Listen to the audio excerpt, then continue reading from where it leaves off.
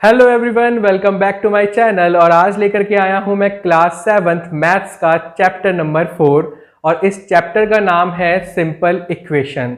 तो देखिए यहाँ पर जो ये सिंपल वर्ड इसके नाम में ही आया है, इतना ही ये चैप्टर सिंपल भी है।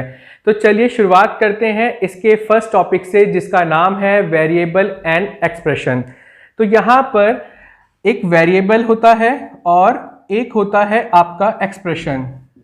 तो देखिए यहाँ पर हमें समझना है कि वेरिएबल जो होते हैं वो होते हैं नॉट फिक्स्ड। सबसे पहली बात ये समझिए कि ये फिक्स्ड नहीं होते और ये वेरी करते रहते हैं अपनी वैल्यूज के साथ में। तो सबसे पहले हमें ए से जो जेड तक जितने भी अल्फ़ाबेट्स होते हैं हम उनको वेरिएबल कहते हैं। वहीं पर अगर मुझे किसी को एक्सप्रेशन में लिखना है तो सपोज कीजिए कि मैंने यहाँ पर x+6 लिखा, तो ये हुआ आपका एक्सप्रेशन। देखिए यहाँ पर मैंने वेरिएबल का यूज किया कि x कोई नंबर है जो वेरी हो रहा है और +6 लिया, तो इसका मतलब कि इस एक्सप्रेशन के अंदर जो वैल्यू आएगी वो वेरी करेगी x के ऊपर। तो यहाँ पर हमने इन दोनों का ही यूज करके इक्वेशन को बनाया कि जब हमने x+6 को इक्वल टू 10 रख दिया तो इसका मतलब ये एक बन गई इक्वेशन आपकी। तो देखिए यहाँ पर ये हुई आपकी इक्वेशन। तो जब आप इसे बाउंड कर देते हैं कि जो आपकी ये है एक्सप्रेशन x+6 ये 10 ही आनी चाहिए, तो इसका मतलब होता है कि ये जो साइड है, सपोज कीजिए मैं इसे बोलता हूँ LHS और इसको बोलता हूँ RHS। सबसे पहले समझते हैं कि ये होता क्या है। तो इक्वल टू साइन के जो लेफ्ट हैंड पे पड़ती हैं उनको हम बोलते हैं LHS, means left hand side, और जो इसके राइट हैंड पे पड़ती हैं उन्हें हम कहते हैं राइट हैंड साइड। बहुत सिंपल है और इसका जो कॉम्बिनेशन बनता है LHS का और HS का उसे हम बोलते हैं इक्वेशन। तो यहां पर हमारे पास कोई भी बाउंड्री नहीं थी, हम कुछ भी वैल्यू रखते तो वो वेरी करती रहती। लेकिन हम जब इक्वेशन बनाते हैं तो इसका मतलब होता है कि एक्सप्रेशन को इक्वल टू आना चाहिए 10 के। तो यहां पर LHS हुआ इसके लेफ्ट हैंड साइड वाला और राइट हैंड साइड वाला कहलाया RHS। तो देखिए यहां पर x+6 इक्वल टू 10 हुआ आपका इक्वेशन। तो दोस्तों अब हम बात करेंगे फॉर्मिंग इक्वेशन की। तो यहां पर मैं कुछ एग्जांपल से आपको ये समझाने की कोशिश करूंगा। सपोज कीजिए आपको कहा गया कि सम ऑफ x एंड 6 इज 10। तो इसका मतलब हुआ कि x का और 6 का जो सम है वो 10 के बराबर है। तो x प्लस में 6 इज इक्वल्स टू 10 हुआ। देखिए यहाँ पर ये एक इक्वेशन आपने डेवलप कर दी इस पूरी स्टेटमेंट से।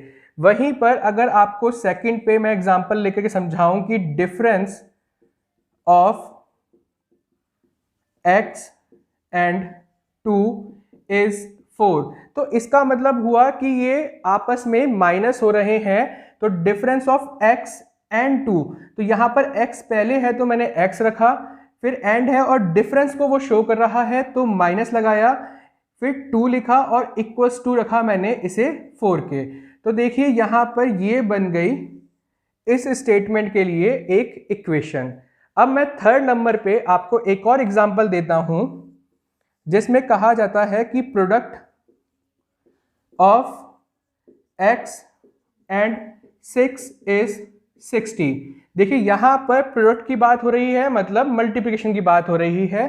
तो देखिए यहां पर x है, जो यहां पर एंड है वो प्रोडक्ट को शो कर रहा है, तो आप इनटू का साइन लगाएंगे, और 6 है यहां पर तो ये हुआ 60 के बराबर जो आपको गिवन है।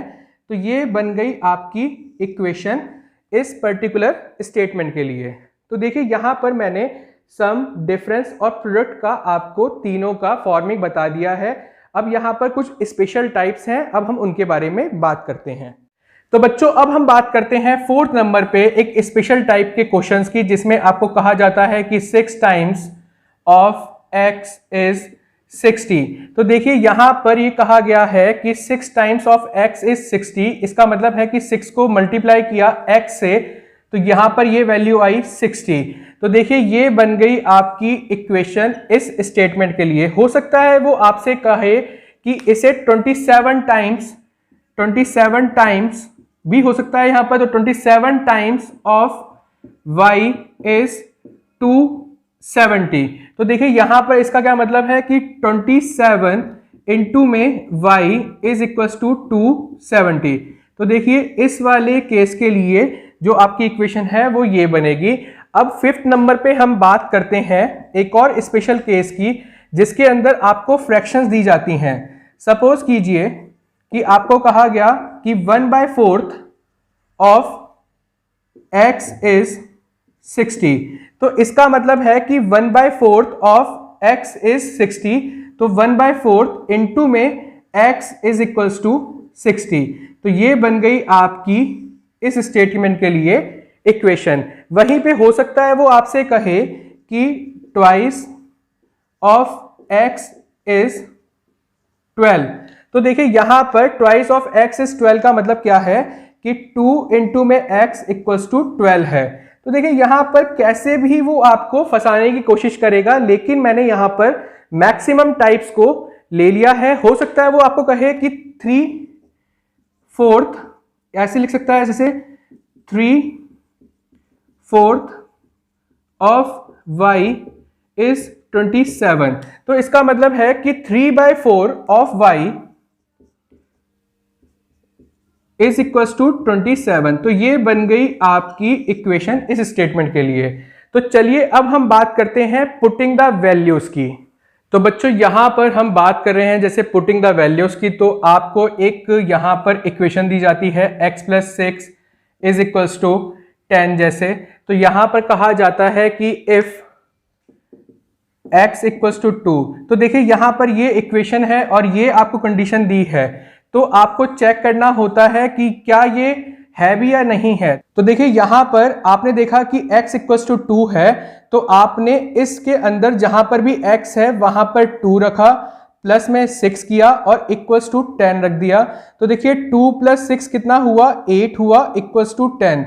क्या 8 10 के बराबर होता है? जी नहीं होता। और LHS जो है वो RHS के बराबर नहीं आई। तो ये वाली इक्वेशन जो यहां पर दी गई थी उसके लिए ये x की वैल्यू नहीं हो सकती। सपोज कीजिए आपको दूसरा जो ऑप्शन दिया गया हो वो कहा गया हो कि इफ x इक्वल्स टू 4।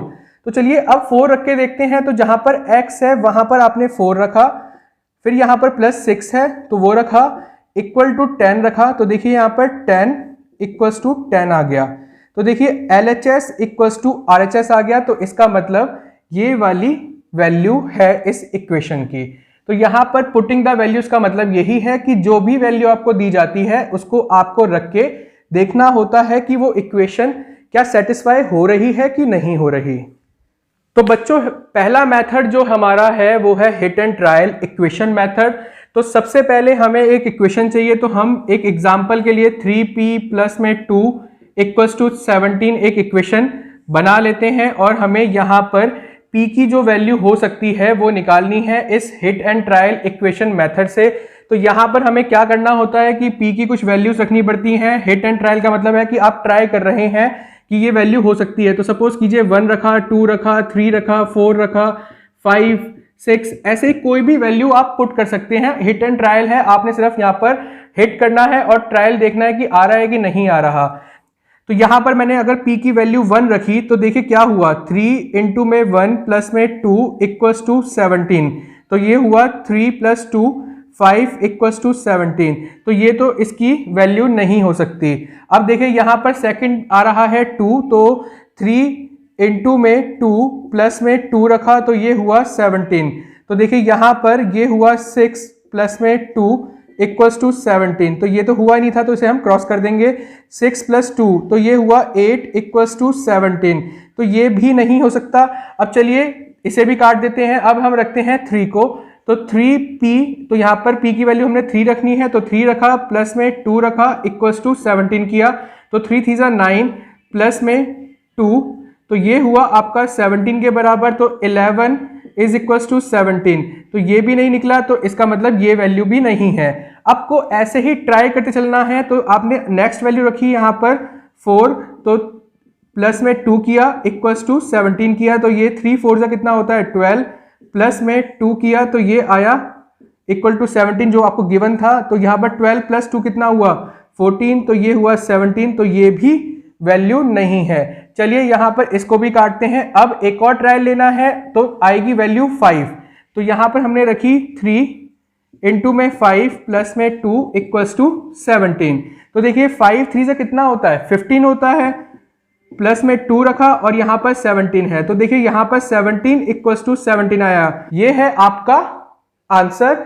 जब आपकी LHS इक्वल्स टू RHS आ जाए तो भैया बस यही है आपका आंसर। तो P की वैल्यू यहां पर होगी 5। तो करेक्ट आंसर है P की वैल्यू 5 होने। तो भाई अगला जो मेथड है वो है सॉल्विंग इक्वेशन। तो यहां पर आपको दो इक्वेशन, जैसे सपोज कीजिए ये गिवन है x प्लस 6 इक्वल्स टू 10 और यहां पर है 3p माइनस में 10 इक्वल्स टू 5। तो देखिए यहां पर आपको पहले ये देखना है कि आपका x किस तरफ है। तो यहां पर LHS पर है, तो आपको LHS पर ऐसे ऑपरेशंस लगवाने हैं कि जिससे कि जो x के अलावा जो भी है वो सब एलिमिनेट होता चला जाए। तो सपोज कीजिए यहां पर x प्लस 6 है, यहां पर प्लस 6 फालतू है, तो इसे एलिमिनेट करने के लिए मुझे माइनस 6 को लाना पड़ेगा, तभी ये एलिमिनेट होगा। तो जो ऑपरेशन आपने लेफ्ट हैंड साइड पर लगाया है वही ऑपरेशन आपको राइट हैंड साइड पे लगाना पड़ेगा। तो 10 माइनस में 6 हो जाएगा। तो देखिए यहां से बचा x और ये हुआ 4। तो ये हुई आपकी वैल्यू इस वाली इक्वेशन के लिए। चलिए अब बात करते हैं, जैसे ये एक इक्वेशन है कि 3p माइनस में 10 इक्वल्स टू 5। अब देखिए 3p माइनस में 10। अब देखिए यहां पर आपको सबसे पहले माइनस 10 को एलिमिनेट करना है। तो देखिए यहां पर आपने प्लस का 10 लगाया, तो जो ऑपरेशन आपने यहां पर लगाया है वही आपको राइट हैंड साइड लगाना है। तो 5 प्लस में 10 हो जाएगा। अब देखिए यहां पर बचा 3p, ये हुआ 15। अब देखिए यहां पर आपको दो चीजें समझनी है कि सपोज कीजिए आपके LHS से कोई ऑपरेशन RHS की तरफ जा रहा है, ठीक है, और तो देखिए यहां पर प्लस था, तो आपको RHS पे जब वो आएगा तो वो माइनस का हो जाएगा, ठीक है। अगर वो माइनस का था तो वो प्लस का हो जाएगा। अगर वो मल्टीप्लिकेशन का था तो वो डिवाइड का हो जाएगा। अगर वो डिवाइड का था तो ये क्या हो जाएगा मल्टीप्लिकेशन का। ये चीज आपको आगे बहुत यूज में आने वाली है, तो ध्यान रखिएगा। अब देखिए यहां पर 3p है इक्वल्स टू 15 है। अब यहां पर मुझे क्या चाहिए, इस 3p को डिवाइड करना पड़ेगा 3 से, तभी यहां पर सिर्फ p बचेगा। तो आपने यहां पर ऑपरेशन लगाया 3 का। तो देखिए यहां पर 15 डिवाइडेड बाय 3 कर दिया, तो ये देखिए यहां से ये एलिमिनेट हुआ, तो और ये हुआ एलिमिनेट 5 पर। तो ये p इक्वल्स टू हुआ 5। तो ये हुई p की वैल्यू इस पर्टिकुलर केस के लिए। चलिए इसे याद रखिएगा, अभी बहुत काम आने वाला है। तो भाई नेक्स्ट जो हमारा मेथड है वो कहलाता है ट्रांसपोजिंग। तो यहां पर हम क्या करते हैं कि जो LHS की वैल्यूज हैं उनको हम ट्रांसपोर्ट करते हैं RHS की तरफ, ठीक है, और जो RHS की वैल्यूज हैं उनको ट्रांसपोर्ट करते हैं हम LHS की तरफ। तो ये ही ट्रांसपोर्टेशन जो है LHS और RHS का कहलाता है ट्रांसपोजिंग। तो देखिए यहां पर x प्लस 6 इक्वल्स टू 10 है। अभी मैंने आपको समझाया था वीडियो में कि जब हम लेफ्ट हैंड साइड से कोई चीज राइट हैंड साइड की तरफ लेकर के जाते हैं, सपोज कीजिए मैं प्लस का साइन लेकर के जा रहा हूं राइट हैंड साइड, तो वो नेगेटिव का हो जाएगा। अगर नेगेटिव का साइन लेकर के जा रहा हूं तो वो पॉजिटिव का हो जाएगा। अगर यहां से मल्टीप्लिकेशन में कोई चीज है तो वो वहां जाकर के डिवाइड में हो जाएगी, और जो चीज डिवाइड में है वो चीज यहां पर RHS पे आने पर क्या हो जाएगी मल्टीप्लिकेशन में हो जाएगी। चलिए यहां पर हम बात करते हैं इस इक्वेशन की। तो देखिए यहां पर x प्लस 6 इक्वल्स टू 10 है। अब मैं यहां से इस प्लस 6 को उठा करके ले जाता हूं RHS पर, तो देखिए वहां क्या हुआ, प्लस का हुआ माइनस, तो ये हुआ 10 माइनस में 6, तो x की वैल्यू आई आपकी 4। अब देखिए यहां पर है 3p माइनस में 10, तो देखिए यहां पर 3p। अब इस माइनस 10 को मैं उठा के ले जाता हूं RHS पर, तो ये क्या हुआ 5। अब माइनस का है तो माइनस का होता है प्लस, तो ये हुआ प्लस 10, तो ये 3p इज इक्वल्स टू हुआ 15। वहीं पर अगर हम देखें तो p की जो वैल्यू है वो क्या बनेगी, क्योंकि यहां पर ये मल्टीप्लिकेशन में है तो यहां ये डिवाइड में जाएगा, तो 15 अपॉन में 3 हुआ और ये आया आपका 5, ठीक है। तो p की जो वैल्यू है वो हुई 5 इस पर्टिकुलर केस के लिए बाय द ट्रांसपोजिंग मेथड। तो देखिए यहाँ पर हमने पूरा जो चैप्टर है उसे डिस्कस कर लिया है। अब हम सॉल्व करेंगे इसकी पूरी एक्सरसाइज 1 बाय 1। तो होप सो आपको ये चैप्टर इंट्रोडक्शन वीडियो के अंदर पूरा समझ में आ गया होगा। तो प्लीज इस वीडियो को लाइक कीजिएगा, अपने दोस्तों के साथ शेयर कीजिएगा और चैनल को सब्सक्राइब कीजिएगा। Thank you.